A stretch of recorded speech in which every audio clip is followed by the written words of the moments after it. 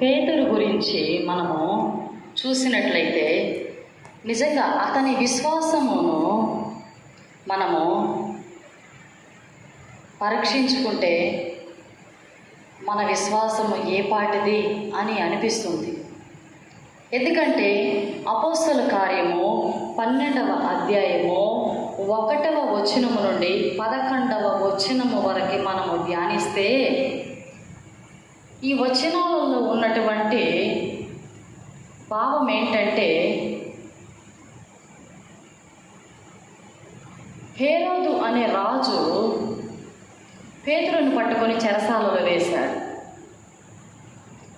యేసుక్రీస్తు సువార్తను ప్రకటిస్తున్న దినాలలో పేతురు గారిని హేరోదు అనే రాజు పట్టుకొని చెరసాలలో వేసి వాళ్ళకిష్టం వచ్చినట్లు శరీరం అంతా గాయపరిచారు. ఆ దినమున పేతురు గారు ధైర్యముగా నిద్రపోతున్నాడు. చూడండి, ఆ పేతురు గారిని చెరసాలలో వెయ్యక మునుపు యాకోబు అనే యేసుక్రీస్తు శిష్యుడిని పట్టుకొని అదే చెరసాలలో వేసి ఖడ్గము చేత తన తలను నరికించాడు. ఎవరు? హేరోదు రాజు. ఏ చెరసాలలో అయితే పేతురు ఉన్నాడో అదే చెరసాలలో యాకోబు ఖడ్గము చేత చంపబడ్డాడు. ఆ విషయము పేతురు గారికి తెలుసు. అయితే ఆ పేతురు గారిని పట్టుకున్న దినమున పులియని రొట్టెల పండుగ వచ్చింది. ఆ పులియని రొట్టెల పండుగ దినమున ఎవరికి వారు శిక్ష విధింపరు, అది వాళ్ళ యొక్క ఆచారం.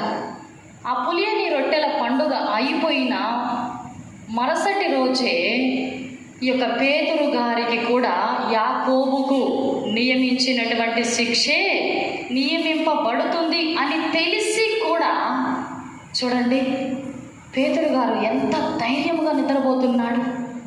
దేవదూత చెరసాలలోనికి వచ్చి, పేతురు నువ్వు లేయి, త్వరపడి లెమ్ము. పేతురుకి దేవదూత నువ్వు లేయి, త్వరపడి లేయి. 11వ వచనంలోకి వచ్చేసరికి పేతురుకు తెలివి వచ్చి, అంటే అంతవరకు అతడు గాఢ నిద్రలో ఉన్నాడు. యాకోబు అదే చెరసాలలో చంపబడి ఉన్నాడని తెలుసు. మరుసటి దినమున పేతురు చంపబడతాడని తెలుసు. అయినప్పటికీ అతడు ఎంత ధైర్యముగా ప్రభువు పట్ల విశ్వాసం ఉంచి నెమ్మదిగా నిద్రపోతున్నాడు. చూడండి, ఈ రోజున మనిషి హృదయంలో భయం ఉంటే నిద్ర పట్టదు. అంటే అతనిలో భయం లేదు అంటే మరి అతని హృదయంలో ఏమి ఉంది అంటే ధైర్యం ఉంది. దేవునికి స్తోత్రం, హల్లెలూయా. ధైర్యం ఉంది. ధైర్యము కలిగి ఉన్నాడు అంటే ఆయన విశ్వాసము ఎంతో బలమైనది. హల్లెలూయా. ఈ రోజున మన విశ్వాసము బలముగా ఉన్నదా శ్రమలో? చూడండి, యాకోబు చంపబడ్డాడని తెలిసి కూడా ఆయన ప్రభువు పట్ల ఎంత విశ్వాసం ఉంచి, నమ్మిక ఉంచి, ధైర్యముగా దేవుని పట్ల ఆయన నమ్మిక కలిగి ఉన్నాడు.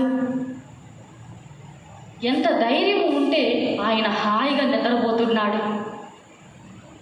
నా దేవాది దేవుడు నా పట్ల తన చిత్తము నెరవేర్చుకుంటాడు అనే నమ్మకం తనలో ఉన్నది కనుక ధైర్యంగా నిద్రపోతున్నాడు. ఆ యొక్క దేవదూత బయటికి తీసుకొని వచ్చిన తరువాత అతనికి తెలివి వచ్చింది. అంటే అంతవరకు అతడు అది కళ అనుకుంటున్నాడు, స్వప్నం అనుకుంటున్నాడు. నా ప్రియమైనటువంటి దైవజనమా, ఈ రోజున శ్రమ కలిగిందని నీవు భయపడద్దు, అధైర్యపడద్దు, విశ్వాసం నుండి కోల్పోవద్దు. పేతురులాగా నీవు నమ్మిక ఉంచు, ధైర్యము కలిగి ఉండు. శ్రమలో కూడా నీవు నిబ్బరముగా ఉండు. ఖచ్చితంగా ఆ దేవాది దేవుడు తన చిత్తము నీ పట్ల నెరవేర్చుకుంటాడు. నువ్వు కలవరపడద్దు, భయపడద్దు, దిగులు చెందద్దు. ధైర్యముగా పేతురులాగా ఉండమని ఆ దేవాది దేవుడు తన వాక్కు చేత నిన్ను హెచ్చరి